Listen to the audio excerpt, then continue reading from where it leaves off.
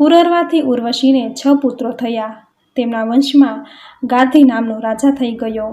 ગાધીને સત્યવતી નામની એક સુંદર કન્યા હતી. તેને રુચિક નામના મુનિએ માંગણી કરતા રાજાએ તેમની સમક્ષ એક શરત મૂકી.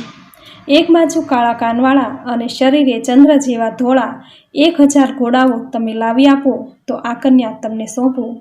ત્યારે રુચિક મુનિએ વરુણદેવની સહાયથી એ ઘોડાઓ લાવીને રાજાને આપ્યા.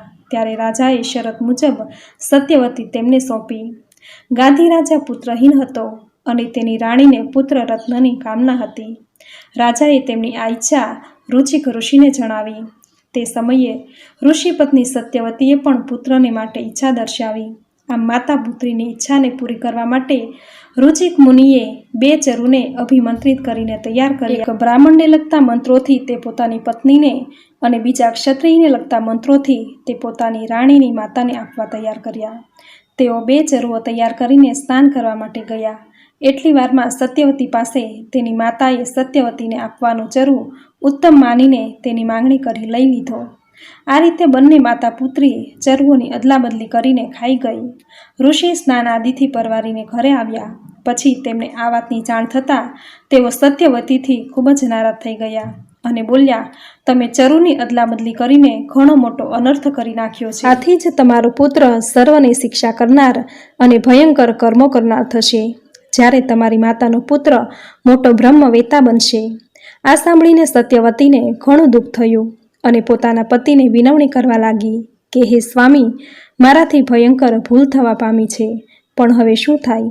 મારો પુત્ર જ્ઞાની, ગુણિયલ અને વિવેકશીલ થવો જોઈએ. આ માટે કોઈ ઉપાય કરો સ્વામી. સારું, ચાલો હવે ચિંતા કરવાનું છોડીને પ્રભુ ચિંતન કરવા લાગો. હું કંઈક કરીશ. સમય જતાં સત્યવતીને જમદગ્નિ નામનો પુત્ર થયો.